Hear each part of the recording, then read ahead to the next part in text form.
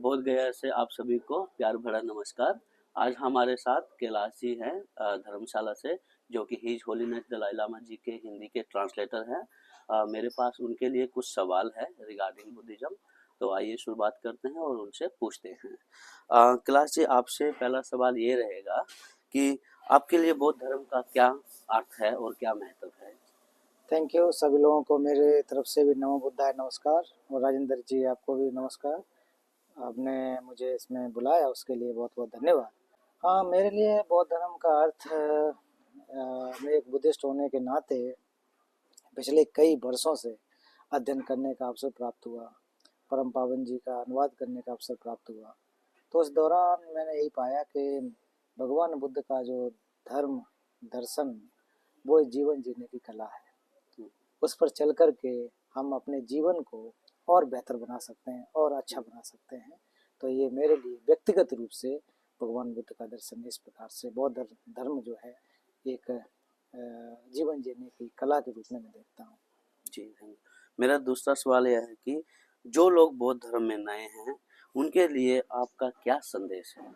हाँ, बौद्ध धर्म में आजकल नए और परंपरागत बहुत सारे लोग हैं, और जो बौद्ध धर्म में विशेष करके जिनका दूर दूर तक लंबे समय तक कोई नाता नहीं रहा है, उनके लिए मैं यही संदेश देना चाहूँगा कि बुद्ध का जो दर्शन है वो एक पंथ परंपरा के रूप में नहीं है, वो एक व्यवस्था के रूप में नहीं है। बुद्ध का जो जो धर्म है वो इसलिए है कि हम अपने जीवन को कैसे और बेहतर तरीके से खुशहाल तरीके से जी सके, मैं ये कहना चाहता हूँ।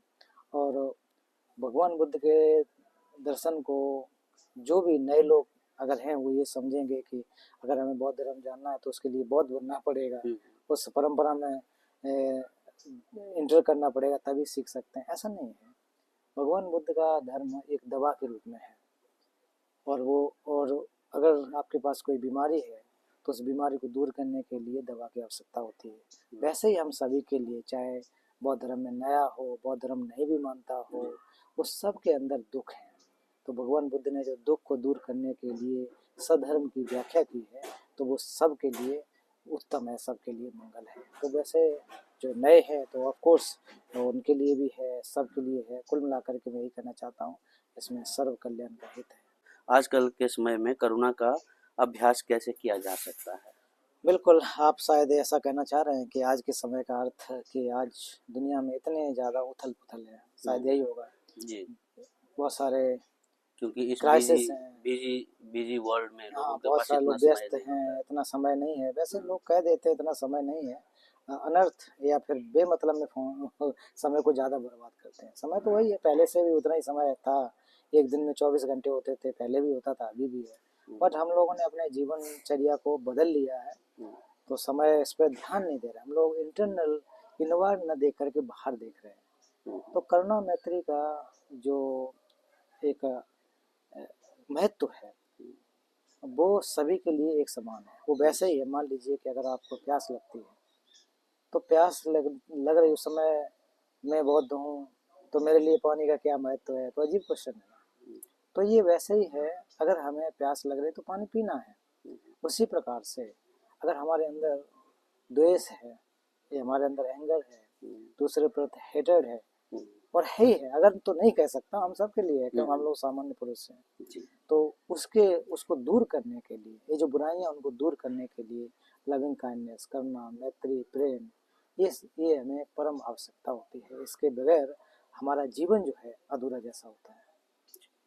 और हमारा लास्ट क्वेश्चन आपसे ये रहेगा कि लोगों के लिए शांति, करुणा या प्रेम का कोई छोटा-सा संदेश आप देना चाहेंगे? सो मैं यही कहना चाहता हूँ कि इसके संबंध में परम पावन जी का एक कोट, बहुत फेमस कोट है।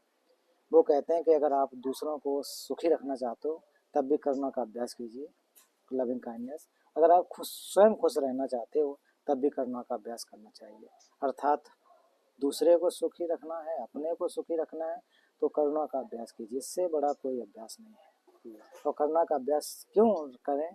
क्योंकि दूसरे के और स्वयं की परेशानियों को जब हम तो समझेंगे, पहले उस दुख से मुक्त होने के लिए प्रयास करेंगे, और दूसरों को भी सुखी देखना चाहेंगे तो निश्चित रूप से करुणा से, कंपैशन से बड़ा कोई अभ्यास नहीं है।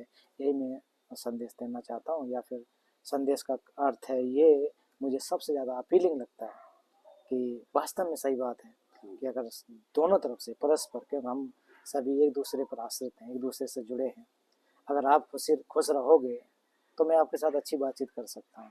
आप दुखी हो या बहुत परेशान हो तो मैं आपके साथ बैठ नहीं सकता हूँ, अच्छे से बात नहीं कर सकता हूँ।